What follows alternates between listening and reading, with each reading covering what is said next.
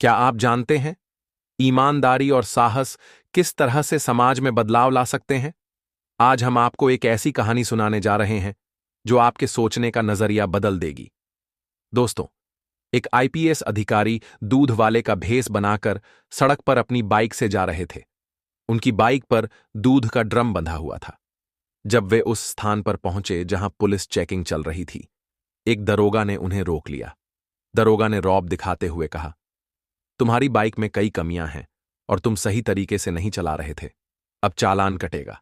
अगर चालान से बचना है तो पैसे देने पड़ेंगे। आईपीएस अधिकारी, जो दूध वाले का भेस धारण किए हुए थे, विनम्रता से बोले, साहब, मैं गरीब आदमी हूं, रोज कमाता हूं, रोज खाता हूं। मेरे पास इतने पैसे नहीं हैं कि आपको दे सकूं। यह सुनकर दरोगा नाराज हो गया और गुस्से में बोला, चुपचाप पैसे निकाल, वरना अंजाम बुरा होगा। इतना कहकर दरोगा ने उनकी बाइक की चाबी निकाल ली। अब सवाल उठता है कि आईपीएस अधिकारी वहां दूध वाले के भेस में क्यों पहुंचे थे और आगे क्या हुआ। इस रोचक कहानी का पूरा सच जानने के लिए बने रहें। अगर आपको हमारी कहानी पसंद आई हो तो हमारे चैनल जनता स्टोरी को सब्सक्राइब करना न भूलें। ये कहानी है गुजरात का। गुजरात के रहने वाले विनोद की है। अपने माता पिता के साथ गुजरात के एक जिले में रहता था। वह काफी पढ़ा लिखा था, लेकिन अभी तक उसे कोई नौकरी नहीं मिली थी। वह इधर उधर छोटा मोटा काम करता था और उसी से अपने और अपने माता पिता का पालन पोषण करता था। तभी एक दिन अचानक उसकी मां की तबीयत खराब हो गई। इसके बाद वह उन्हें लेकर डॉक्टर के पास गया। डॉक्टर साहब ने उसकी मां का चेकअप किया और कुछ दवाइयां लिख दी। डॉक्टर साहब ने कहा कि यह दवाइयां लानी बहुत जरूरी हैं, क्योंकि आपकी मां की बीमारी इन्हीं दवाइयों से ठीक हो सकती है। डॉक्टर ने यह भी बताया कि यह दवाइयां उस शहर में उपलब्ध नहीं हैं जहां विनोद रहता था। इन्हें लाने के लिए उसे दूसरे शहर जाना होगा। इसके बाद विनोद ने डॉक्टर से पूछा, डॉक्टर साहब, इन दवाइयों की कीमत कितनी होगी? डॉक्टर ने जवाब दिया, लगभग 10,000 की दवाइयां आ जाएंगी। और दोस्तों, विनोद जैसे ही डॉक्टर द्वारा लिखी गई दवाइयां लाने के लिए दूसरे शहर की ओर निकला, उसे रास्ते में एक पुलिस चेक पोस्ट को पार करना था। वहां मौजूद दरोगा साहब वाहनों की चेकिंग कर रहे थे।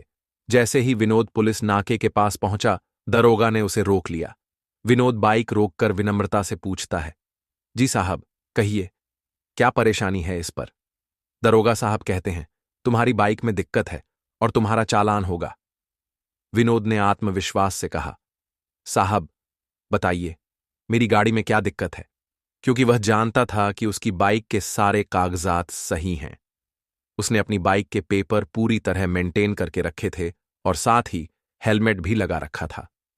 दरोगा ने तुरंत कागज दिखाने को कहा। विनोद ने अपना आरसी, इंश्योरेंस, पोल्यूशन सर्टिफिकेट और गाड़ी के सभी का कागजात दरोगा को दिखा दिए। बाइक भी अच्छी कंडीशन में थी। जब दरोगा ने हेलमेट के बारे में पूछा तो विनोद ने वह भी दिखा दिया। अब दरोगा के पास कोई कारण नहीं बचा कि वह विनोद से पैसे मांग सके, क्योंकि वह दरोगा साहब आए दिन लोगों से पैसे ठन्ने का काम किया करते थे और तभी ही वाहनों को आगे जाने देते थे। उन्होंने विनोद की बाइक का नंबर ध्यान से देखा और बोले, तुम्हारी बाइक का नंबर दूसरे शहर का है, तुम इसे यहां नहीं चला सकते। विनोद, जो कि पढ़ा लिखा और कानून की जानकारी रखने वाला था, तुरंत जवाब देता है, साहब, ऐसा कैसे नहीं चला सकता? मेरी बाइक का रजिस्ट्रेशन हुआ है और मैंने इसके पूरे टैक्स भरे हैं। अगर मैंने पूरा टैक्स पे किया है तो मैं इस बाइक को न केवल इस शहर में बल्कि पूरे भारत में कहीं भी चला सकता हूं। आप मुझे रोक नहीं सकते। यह सुनकर दरोगा साहब को महसूस हुआ कि विनोद बहस करने लगा है। उन्होंने गुस्से में तेज आवाज में कहा, अगर तुम्हें अपनी बाइक यहां से ले जानी है तो फाइन भरना ही पड़ेगा, वरना मैं तुम्हारी बाइक को आगे नहीं जाने दूंगा। विनोद ने शांत लेकिन दृढ़ स्वर में कहा, साहब, किस बात का फाइन? जब मेरे सारे कागजात सही हैं, मेरी नंबर प्लेट वैध है और मेरी बाइक में कोई भी दिक्कत नहीं है। मैंने हेलमेट भी पहन रखा है। आप मुझे किस आधार पर रोक रहे हैं? विनोद ने साफ साफ कह दिया, मैं फाइन नहीं भरूं। इस पर दरोगा साहब ने कहा, तो फिर चालान कटवा लो।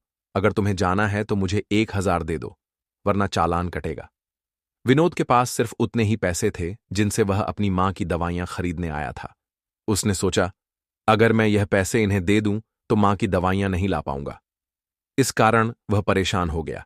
लेकिन फिर भी दृढ़ता से बोला, मैं ना तो फाइन दूंगा और ना ही आप मेरा चालान काट सकते हैं। मेरे सारे कागजात सही हैं। दरोगा साहब गुस्से में बोले, अच्छा, तो देख, मैं अभी तेरा चालान काटता हूं। उन्होंने विनोद की बाइक की फोटो खींची और उसकी नंबर प्लेट का 500 का चालान बना दिया। चालान विनोद को पकड़ा हुए बोले, अब जा और इसे निपटा लेना। विनोद ने चालान देखा और उसे बहुत दुख हुआ। वह अंदर से काफी परेशान हो गया, लेकिन फिर भी सोचा, कोई बात नहीं, इस चालान की समस्या को बाद में देख लूंगा। पहले मां की दवाइयां लेकर आना जरूरी है। इसके बाद वह वहां से अपनी बाइक लेकर मेडिकल स्टोर गया और डॉक्टर द्वारा लिखी गई दवाइयां खरीदी। दवाइयां लेकर वह तुरंत डॉक्टर के पास लौटा और विनोद ने अपनी मां को दवाइयां देते हुए कहा, मां, मैं दवाइयां तो ले आया हूं, लेकिन रास्ते में एक दरोगा ने बेवजह मेरा 500 का चालान काट दिया। यह सुनकर उसकी मां को भी बहुत दुख हुआ, लेकिन जो हो चुका था उसे बदला नहीं जा सकता था। विनोद इस घटना के बारे में सोचने लगा और उसे महसूस हुआ कि यह अन्याय हुआ है। उसने कहा, मेरी बाइक के सभी दस्तावेज सही थे, मैंने हेलमेट भी पहना हुआ था, मेरी नंबर प्लेट भी पूरी तरह सरकारी नियमों के अनुसार थी, फिर भी मुझ पर 500 ऐसे चालान को मैं किसी भी हाल में नहीं भरूं। यह बात सबको पता होनी चाहिए कि यहां किस तरह सही कागजात होने के बावजूद भी चालान काटा जा रहा है। इसके बाद विनोद ने अपनी बाइक को खड़ा किया और उसकी सामने और पीछे की नंबर प्लेट की तस्वीरें खींच लीं। वह इस मामले को उजागर करने का पक्का इरादा कर चुका था, ताकि लोग जान सकें कि बेवजह चालान काटने जैसी घटनाएं भी होती हैं। विनोद ने उस चालान की कॉपी और अपनी बाइक नंबर प्लेट की तस्वीरों के साथ सोशल मीडिया पर पूरी घटना को पोस्ट कर दिया। उसने एक वीडियो भी बनाया जिसमें उसने विस्तार से बताया कि कैसे उसके सारे दस्तावेज सही होने के बावजूद बेवजह उसका चालान काटा गया। विनोद की पोस्ट और वीडियो तेजी से वायरल होने लगी। लोग इस पर अपनी अपनी प्रतिक्रिया देने लगे और यह मामला पुलिस डिपार्टमेंट तक भी पहुंच गया। जैसे ही पुलिस अधिकारियों ने वह पोस्ट देखी, वे हैरान रह गए। उन्होंने तुरंत इस पर ध्यान देते हुए सोशल मीडिया के माध्यम से विनोद को जवाब दिया, आपका चालान बहुत जल्द रद्द कर दिया जाएगा और इस असुविधा के लिए हमें खेद है। विनोद ने उनसे पूछा, मेरा चालान रद्द होने में कितना समय लगेगा? अधिकारियों ने जवाब दिया, इस प्रक्रिया में 2 से 3 दिन का समय लग सकता है। यह मामला धीरे धीरे इतना फैल गया कि ट्रैफिक पुलिस के एसपी और आईपीएस अधिकारियों तक भी खबर पहुंच गई। विनोद ने अपनी वीडियो में पूरी घटना का विस्तृत ब्यौरा दिया था। उसने उस जगह और वहां मौजूद दरोगा का नाम भी बताया था। जब यह वीडियो एसपी साहब और आईपीएस साहब तक पहुंची तो उन्हें बहुत बुरा लगा। वे दोनों अपनी ईमानदारी और कर्तव्य निष्ठा के लिए जाने जाते थे और ऐसे अधिकारियों से सख्त नफरत करते थे जो रिश्वत लेते या अपने पद का दुरुपयोग करते थे। इस घटना ने उन्हें झकझोर कर रख दिया। उन्होंने फैसला किया कि इस मामले की तह तक जाना जरूरी है। हालांकि वे जानते थे कि अगर वे सीधे अपनी पहचान के साथ जाएंगे तो दरोगा कोई ना कोई बहाना बनाकर मामले से बच निकलने की कोशिश करेगा। इसलिए एएसपी साहब ने एक योजना बनाई। वे दूध बेचने वाले का भेष बदलते हैं, एक साधारण बाइक लेते हैं और उस दरोगा के इलाके में खुद जाकर तहकीकात करने का निश्चय करते हैं। उनका उद्देश्य था कि वे दरोगा की वास्तविकता को बिना किसी पूर्व जानकारी के जान सकें और यह समझ सके कि वह आम जनता के साथ कैसा व्यवहार करता है। एसपी साहब अपनी वर्दी छोड़कर एक साधारण व्यक्ति के रूप में उस चेक पोस्ट की ओर रवाना होते हैं जहां यह घटना घटी थी। अब उन्हें यह देखना था कि क्या दरोगा साहब वाकई अपनी हरकतों में लिप्त है। एसपी साहब ने दूध बेचने वाले का भेष पूरी तरह अपना लिया। उन्होंने एक पुरानी सी बाइक ली जिसके पीछे दूध का ड्रम बांध दिया और एक पुराना सा हेलमेट पहनकर उस नाके की ओर बढ़े जहां विनोद के साथ घटना घटी थी। जैसे ही वे उस चेकपोस्ट पर पहुंचे, एक कांस्टेबल ने उन्हें रोक लिया। कांस्टेबल के रुकवाने के बाद वही दरोगा साहब बड़े रौब के साथ वहां आए। उन्होंने बाइक की ओर देखा और कहा, तुम्हारी बाइक तो बहुत पुरानी है, इसका चालान कटना तय है, दूध वाले के भेष में। एसपी साहब ने विनम्रता से कहा, साहब, मैं बहुत गरीब आदमी हूं, रोज कमाता हूं, रोज खाता हूं, मेरी बाइक का चालान मत काटिए दोस्तों। दरोगा ने रौब दिखाते हुए कहा, गरीब हो या अमीर, यहां नियम सबके लिए एक जैसा है। तुम्हारी बाइक में तो कई कमियां लग रही हैं। चालान तो कटेगा ही। अगर चालान से बचना है तो 1,000 निकालो। एसपी साहब ने और भी गरीब आदमी की तरह विनती करते हुए कहा। साहब, मेरे पास पैसे नहीं। ये तो मेरे बच्चों के खाने और घर चलाने के पैसे हैं। आप दया कर दीजिए। दरोगा ने गुस्से में कहा। अगर चालान से बचना है तो पैसे निकालो, वरना तुम्हारी बाइक यहीं खड़ी रहेगी। अब जल्दी फैसला करो। एसपी साहब ने सब कुछ चुपचाप सुना और अब वह देखना चाहते थे कि दरोगा अपनी हद कितनी आगे तक बढ़ाएगा। दोस्तों, आईपीएस साहब, जो दूध वाले के भेस में थे, दरोगा की हरकतों को ध्यान से देख रहे थे। जब रोगा ने उनकी पुरानी बाइक को लेकर बहाना बनाया तो उन्होंने विनम्रता से कहा, साहब, मेरे सारे कागज पूरे हैं। मेरी बाइक में कोई दिक्कत नहीं है। आप चाहे तो जांच सकते हैं। दरोगा ने जवाब दिया, मैंने सब देख लिया। तुम्हारी बाइक 2-3 साल पुरानी है और ज्यादा अच्छी हालत में नहीं है। फिर दरोगा ने उनके हेलमेट की ओर देखा और बोला, तुम्हारा हेलमेट तो टूटा हुआ है। ऐसे हेलमेट के साथ गाड़ी चलाना भी गलत है। इस पर आईपीएस साहब बोले, साहब, यह हेलमेट पुराना जरूर है, लेकिन टूटा हुआ नहीं है। इसमें आईएसआई मार्क भी है, आप खुद देख लीजिए। दरोगा को अब कोई ठोस बहाना नहीं मिल रहा था। इसके बावजूद उसने चाबी निकाल ली और कहा, अगर यहां से आगे निकलना है तो तुम्हें कुछ ना कुछ तो देना ही पड़ेगा, वरना तुम्हारी बाइक यहीं खड़ी रहेगी। ये सब सुनकर और देखकर आईपीएस साहब को बेहद गुस्सा आया, लेकिन उन्होंने खुद को शांत रखा, क्योंकि वे दरोगा को रंगे हाथ पे पकड़ना चाहते थे। उन्होंने सोचा, अगर मैं अभी अपनी पहचान बता दूं तो यह तुरंत माफी मांगने लगेगा और अपने बचाव में बहाने बनाएगा।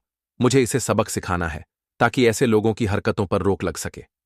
फिलहाल आईपीएस साहब ने शांत रहते हुए दरोगा की अगली हरकत का इंतजार किया ताकि उसे सही तरीके से बेनकाब किया जा सके। जब दरोगा साहब 1,000 की मांग करने लगे तो हवालदार ने दूध वाले के भेस में एसपी साहब से कहा, आप क्यों बड़े साहब से पंगा ले रहे हो? देखिए, आप 500 दे दो, मैं उनसे बात करके आपको जाने दे दूंगा। फिर हवालदार दरोगा को बुलाकर कहता है, साहब, कोई बात नहीं, यह गरीब आदमी है, इसे जाने दीजिए, 500 दे देगा। आईपीएस साहब ने जवाब दिया, 500 तो मैं दे दूंगा, लेकिन अगर मुझे यहां से रोज गुजरना होगा तो क्या रोज 500 दूंगा? अच्छा, तो तुम ऐसे करो, आज 500 दे दो और कल से 1 लीटर ज्यादा दूध में पानी मिलाना। वैसे भी तुम दूध में पानी तो डालते ही हो, इस तरह तुम्हारा भी काम चल जाएगा और हमारा भी काम चलता रहेगा। दरोगा की इस बेइज्जती पर एसपी साहब को गुस्सा आ गया। बिना एक पल भी गमवाए उन्होंने दरोगा साहब को जोरदार थप्पड़ मार दिया। यह दृश्य देखकर वहां मौजूद पुलिसकर्मियों को झटका लगा। कुछ ही देर में खबर फैली कि एक दूध वाले ने दरोगा को थप्पड़ मार दिया। दोस्तों, पुलिस दल और अन्य अधिकारी इस बात को लेकर हंगामा हो गया। इसी बीच आईपीएस साहब ने अपना आईडी कार्ड निकाला और हवा में लहराते हुए कहा, मैं वह इंसान हूं जिसे आप सब अपनी ताकत दिखाने की कोशिश कर रहे थे। अब देखिए, यह वही अधिकारी हैं जो हर किसी को कानून का पालन करने का निर्देश देते हैं। यह सुनकर पुलिस दल और दरोगा साहब दोनों चुप हो गए। आईपीएस साहब ने अपनी पहचान जाहिर कर दी थी और दरोगा की करतूतों को उजागर कर दिया था। एसपी साहब ने दूध वाले के भेस में ट्रैफिक नाके पर पहुंचकर दरोगा और उसके साथियों को रंगे हाथ पकड़ लिया। उन्होंने अपने आईडी कार्ड से अपनी पहचान जाहिर की और कहा, मैं यहां का एसपी अधिकारी हूं। तुम लोग जो यह कर रहे हो वह गलत है और यह करतूत सोशल मीडिया पर फैल रही है। अब मैं तुम्हारे खिलाफ उचित कार्यवाही करने के लिए आया हूं। फिर उन्होंने दरोगा और हवालदार समेत सभी को सस्पेंड कर दिया और उन पर कानूनी कार्रवाई शुरू कर दी। यह खबर जैसे ही विनोद को मिली, वह अपनी मां को बताता है, मां, पुलिस वाले सभी एक जैसे नहीं होते। जहां पर मेरे साथ ऐसा हुआ था, वहां एसपी साहब ने आकर सब कुछ सही किया। वे सबको सस्पेंड करवाकर उनके खिलाफ कार्रवाई कर रहे हैं। यह सुनकर विनोद की मां कहती हैं, बिल्कुल बेटा, बुराई का सिर हमेशा नीचे होता है, जैसे आज एसपी साहब ने करके दिखाया है। यह कहानी हमें यह समझाती है कि समाज में बदलाव लाने के लिए एक ईमानदार और साहसी पुलिस अधिकारी की कितनी आवश्यकता होती है। विनोद जैसे ऑफिसर, जो न केवल अपने कर्तव्यों को निभाता है, बल्कि भ्रष्टाचार और अन्याय के खिलाफ भी खड़ा होता है, समाज के लिए एक आदर्श बनते हैं। ऐसे लोग न केवल अपने विभाग का सम्मान बढ़ाते हैं, बल्कि आम जनता को भी विश्वास दिलाते हैं कि कानून और व्यवस्था सही दिशा में काम कर रहे हैं। विनोद ने जिस तरह से भ्रष्ट पुलिस अधिकारियों के खिलाफ आवाज उठाई और उनकी सजा दिलवाने के लिए साहस दिखाया, वह एक बड़ा उदाहरण है। यह साबित करता है कि अगर सही दिशा में प्रयास किया जाए तो कोई भी बुराई नहीं टिक सकती। एसपी और आईपीएस साहब की भूमिका भी इस कहानी में अत्यंत महत्वपूर्ण रही। उनका मार्गदर्शन और समर्थन विनोद के लिए प्रेरणा का स्रोत बना। उन्होंने न केवल विनोद के काम को सराहा, बल्कि उसे आगे बढ़ने के लिए प्रोत्साहित किया। वहीं उस बेईमान दरोगा के लिए यह एक सख्त संदेश था कि भ्रष्टाचार और अनुशासनहीनता के खिलाफ किसी को भी बख्शा नहीं जाएगा। यह दर्शाता है कि जब तक जिम्मेदार लोग सामने आते हैं, तब तक समाज को सुधारने के लिए कोई भी प्रयास व्यर्थ नहीं जाता। विनोद के द्वारा किए गए कइयों ने यह सिद्ध कर दिया कि पुलिस विभाग में ईमानदारी और मेहनत से काम करने वाले अधिकारियों की हमेशा आवश्यकता होती है, जो न केवल खुद को बल्कि समाज को भी सही दिशा में मार्गदर्शन कर सके। आज के समय में ऐसे ऑफिसर ही समाज में बदलाव ला सकते हैं और जनता का विश्वास फिर से पुलिस पर कायम कर सकते हैं। कहानी का मुख्य उद्देश्य हमें यह सिखाना था कि हर किसी को अपने कर्तव्यों के प्रति ईमानदार और निडर रहना चाहिए। हमें भ्रष्टाचार के खिलाफ खड़ा होना चाहिए और समाज के भले के लिए काम करना चाहिए। एसपी साहब जैसे अधिकारी सिर्फ उदाहरण नहीं बनते, बल्कि वे एक आंदोलन की तरह समाज को जागरूक करते हैं और सही रास्ते पर चलने के लिए प्रेरित करते हैं। इस प्रकार की कहानी हमें यह प्रेरणा देती है कि हमें भी अपनी जिम्मेदारी निभानी चाहिए और अपने कार्यक्षेत्र में ईमानदारी और साहस का परिचय देना चाहिए। दोस्तों, इस कहानी को साझा करने का मेरा उद्देश्य किसी को दुखी या आहत करना नहीं था। मेरा मुख्य उद्देश्य आपको जागरूक करना, सचेत करना और इस विषय पर विचार करने के लिए प्रेरित करना था। वीडियो देखने के बाद मुझे उम्मीद है कि आपका मन कुछ गहरे विचारों में खो गया होगा। अगर आपको यह कहानी प्रेरणादायक लगी हो तो कृपया हमारे चैनल जनता स्टोरी को लाइक, शेयर और सब्सक्राइब जरूर करें। आपके विचार हमारे लिए महत्वपूर्ण हैं, तो कृपया अपनी राय निष्पक्षता से कमेंट बॉक्स में साझा करें। जहां भी रहिए, हमेशा सचेत और सुरक्षित रहिए। आपकी प्रतिक्रिया का हमें इंतजार रहेगा। बहुत बहुत धन्यवाद। जय हिंद, जय भारत।